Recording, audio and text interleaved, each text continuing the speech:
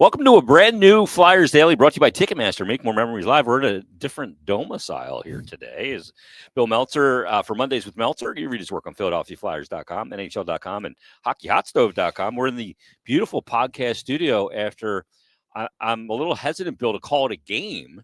It wasn't much fun between the Flyers and the Calgary Flames, but Flyers fall to the Flames 2-1 and wrap up the week 2-2. And going into this homestand, you feel okay. You lose to Toronto on Saturday. Okay. Flyers started well in that one and put a little push at the end, but to me the hard part is Calgary didn't do anything special. Calgary, you handed it to them. Yeah, I mean Calgary was also playing a back-to-back on the road, and Dustin Wolf is a real good young goaltender, but he didn't have to work for anything today. No, he just fed his glove. Too easy. It was too easy. Well, the head coach did not mince words. Yeah. I wouldn't say he went scorched earth, because it wasn't about pounding the podium, and it was about really kind of questioning top players and everybody up and down the lineup and their will and desire to go to places where goals are scored. Yeah, and when talk talks, right? It's because he lived it. Yeah, that was the guy who scored as many goals in the league as he did, made himself from a checking line guy into a 40-goal guy, solely through will. He wasn't Tim Kerr, the biggest guy out there, or he didn't have the natural ability of Brian Propp or whatever. He just had the will. So he practiced what he preaches. Yeah.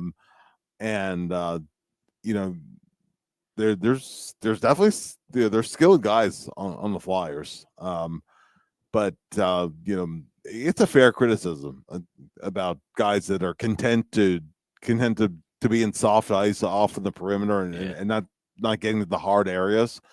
That was very much in evidence, and the other frustrating part too, Jason, is that there were times where they actually had the puck in decent places and they'd pass it to lower percentage areas. We're talking in particular about the Travis Konechny play up the ice where he hits the third man, Zamula. Yeah. And it goes, you think it's more high danger chance because of the cross ice pass and you get the goalie opening up, but you have to consider who you pass to. And this isn't a shot against Yegor Zamula. Yeah. He's not a goal scorer. Right. And he ended up feeding the glove with Dustin Wolf, no rebound, nothing. Yeah. At a minimum, I'd rather Konechny take that shot into the goalie's pads with two guys driving. Yeah, exactly. And it's part of the shooting mentality. And maybe it doesn't go in. Maybe you get an offense zone face-off out of it. Maybe you get a rebound for a good take. Yeah. Whatever. Maybe there's a scramble around the net. You get something out of it. When you look at the goals that were scored in the game, what did you have? Right, you had two moving screens, layered screen on the first one, and then a double screen with the deflection. Yeah, nothing. And the Flyers one goal, they win a face-off, rip and rip, you shoot it in the net. Yeah. And Calgary's winning goal, win a face-off, just simple plays there. Yeah, they're not complicated. No, and they talked about the need to simplify. Flyers need a lot more of that in this game. Not just low at entertainment value, but just low on will and effort tonight. Low on it, low event as it came. Against an opponent that you should be bouncing back against. Yeah. The other thing too that Tuck said yesterday, I think we have one tip-in goal, and that's indicative of a team that's not going to that hard area nearly enough. Clearly so. Abels had the one that was disallowed the game before. It shouldn't stand out in Sunday's game. Couturier was one guy who was fighting to get to the net. He actually got hit with the shot there. Yep. Right above the knee. But that's the price that you pay. And that's why it's called the hard area. Yeah, exactly. You come out of there a little bloody bruise sometimes. Yeah. That's just the bumps and bruises you accumulate during the season. But if you do it consistently enough, that's how you score. Those don't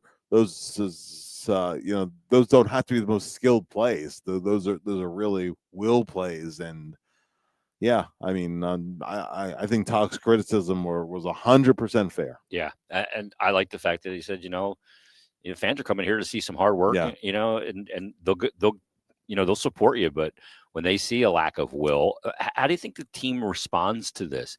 How do the players take it? He's got no choice. Guy's in his first year. No. And this is a shot over the bow. 11 games in. He's calling out the big guys too. He's not a believer in throwing anybody under the bus by name. Never do that. No, never will. But but he did make a point that some of our best players are involved, and you can go down the list, guys who are veteran, playing way too safe. Tippett has been too perimeter, right? Yeah, and Tip after starting so much in the middle. Yeah, and that's why he was scoring. Yeah, and Tip is by nature very streaky, but when he gets in bad streaks, a lot of times he goes off to the perimeter and is not generating very much, and that was the case in both games this weekend. Tip is certainly a guy that's done that.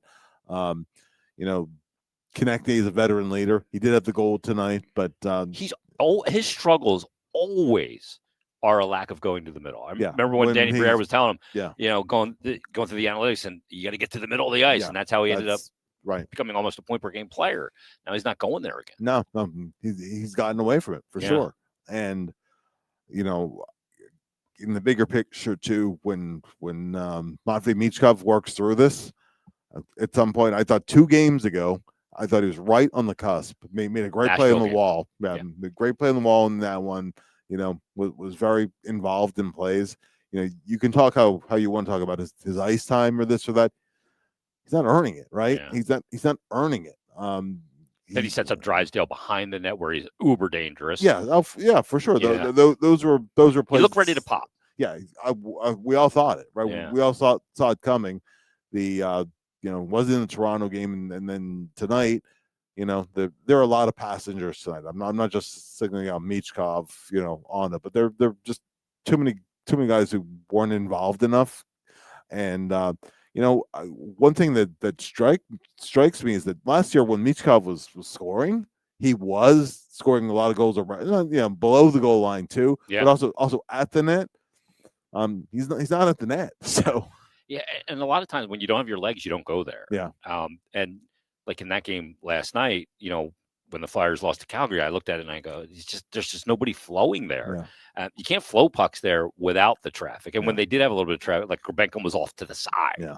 Like you got to being next to the goalie doesn't take the goalie's eyes away. Yeah. Being in front of the goalie takes the goalie's eyes away. Yeah. It's like doing everything right, but the most important thing exactly at the end of the equation.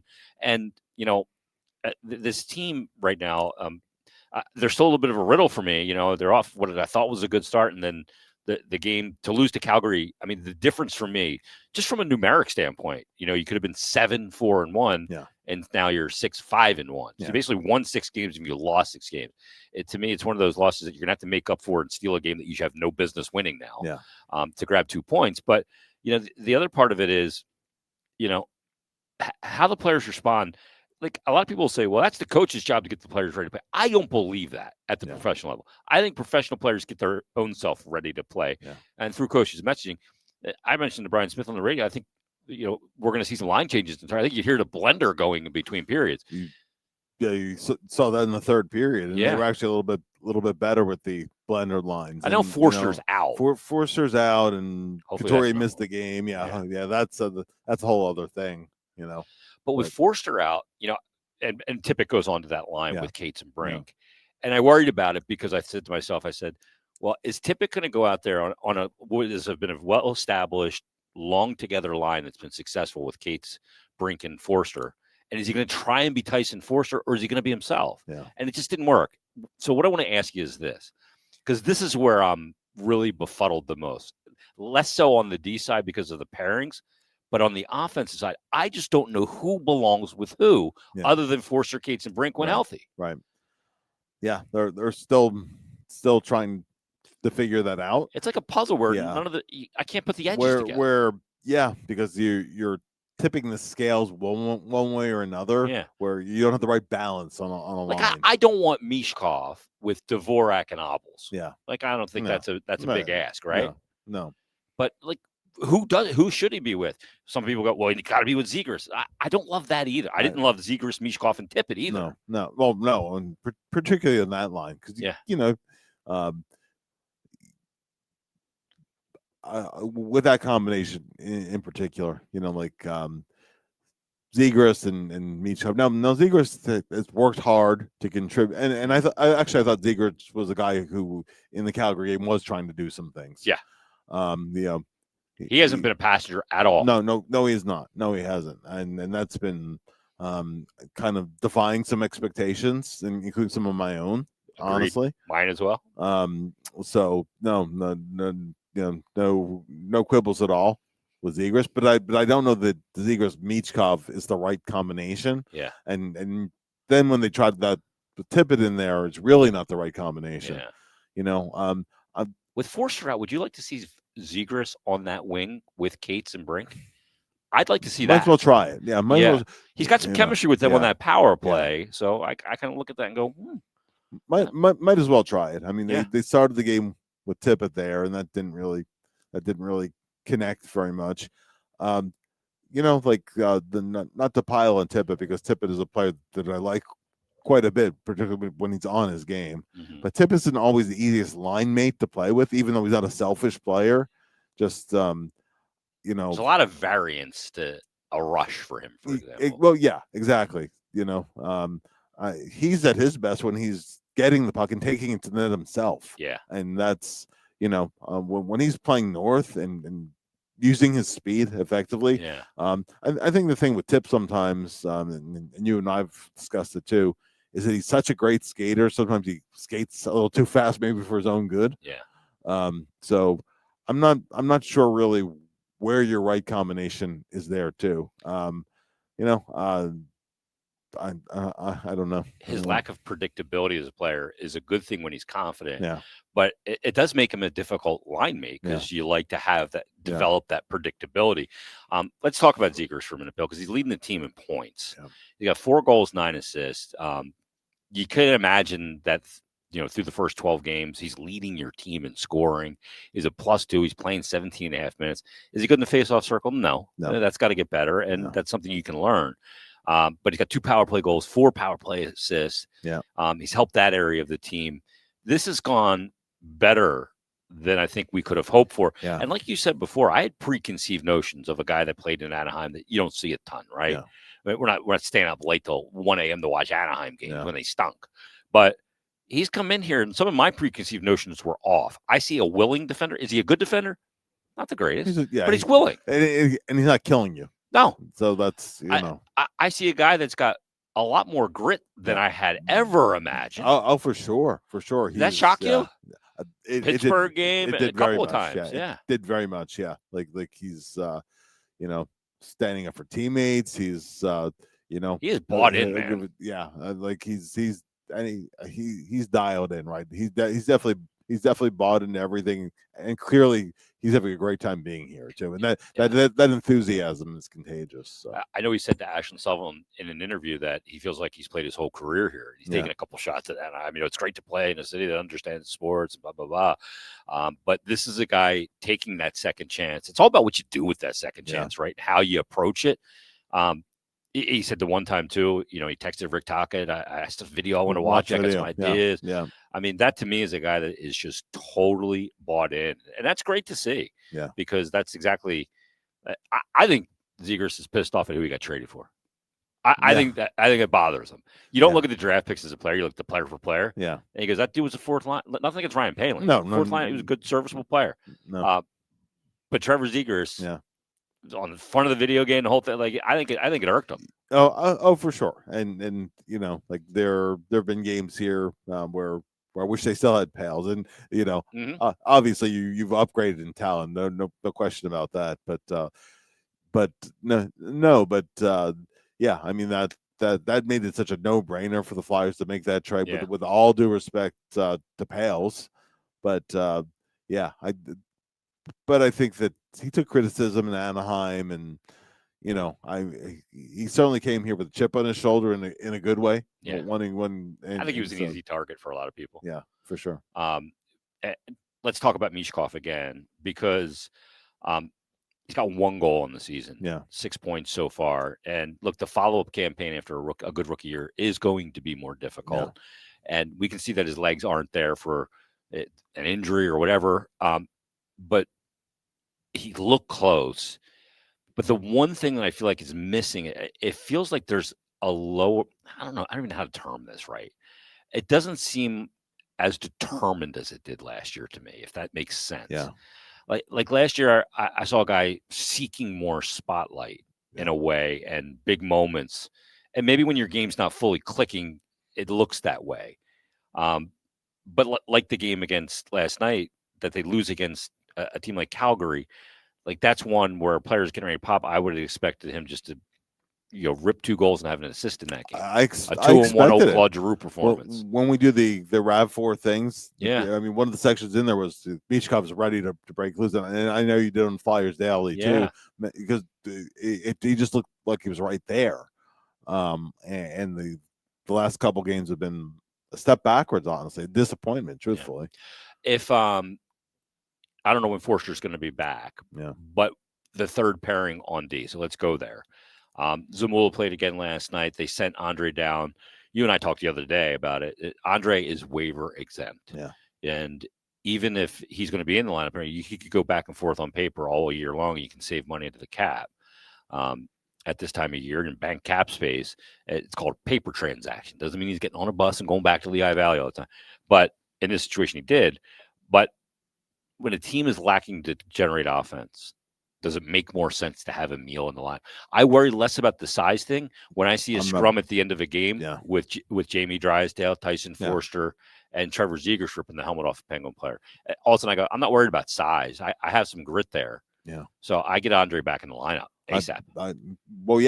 Particularly the way he moves the puck, right? Bingo. In terms of breakout passing and those kind of things, like that adds a whole dimension and dimension the Flyers need, honestly, particularly if you're not scoring the gritty goals, you're getting to the net, and we were talking about that at the top. But the Flyers were and still are sometimes a very good team in transition, scoring off the rush. So he increases the chance of being able to do that. We're a lot of times with the third pairing, once they're in the defensive zone, they have a hard time getting out of the zone. Yeah. So he's part of the solution to being able to do that. He thins out the forecheck in a way because of that ability to stretch the. Although I thought Zamula had a really good stretch pass up the right side in the game last night. The other thing too is that Rick Taka talked about was we got to practice it like every day about going to the net and going to the blue paint. And I imagine you got to that to me that's manufacturing goals. I imagine we're going to see they don't practice today, but they'll be in Montreal tomorrow night and they practice Wednesday in Montreal and then head to Nashville. But I imagine we're going to start to see that at the practice facility quite a bit. A lot. It's going to be a regular, and there's different ways of practicing it, like not just net. I mean, and he was specifically talking about net front drills, but just small area battles. All those things feed into the same mindset of Will. So I would expect to see quite a bit of that. I don't know what we're going to see tomorrow night because when he left the room after he did his presser last night after the game, we were all kind of like, ooh, like not messing around. And he delivers the message in like he's like, I'm honest, and just kind of gives his assessment. And you can tell that this is the first line of demarcation for him, and that this type of safe ice and a lack of will play is not going to be stood for. So you got to wonder if we don't see a change on Tuesday in that demeanor of attacking the blue paint, because it's clear they're defending it. So you know how important it is that there could be a move to somebody to the press box to further the message. I don't have a doubt about that. And said he fired a shot across the bow, talking about how there are skilled guys who are not doing, the little things that you need to do, and by way of will, because you can control that. Absolutely. And we were saying at the top, it's like Talk speaks from experience. That was his whole identity. Yeah. So he could bring that to the rink every game because he Yes. could control that. Yeah. He couldn't bring his hands every game because Right. sometimes you can't control Yeah. that. We'll see where it goes. I think it's going to be a fascinating week. All said and done last week, I said I had, marked on my printed schedule, not in Uniball black pen, but in red Sharpie, bright red Sharpie, Yeah. and end up coming out of the week 2-2. Yeah. It turns out to be a lackluster ho-hum week, but Yeah. this team's not in a position to go there yet. Although the division is very tight. Let's look ahead at the week that's coming. So Montreal tomorrow against the Habs, who are in the top spot in the Atlantic Division. Yeah. And then you're going to head to Nashville, who we just saw, and they beat 4-1.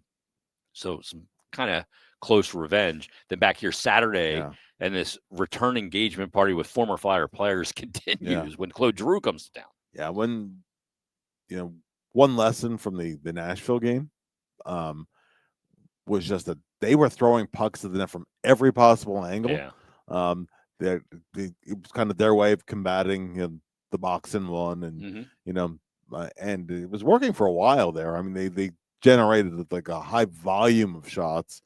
That I'd like to see the Flyers, counter adjust to that.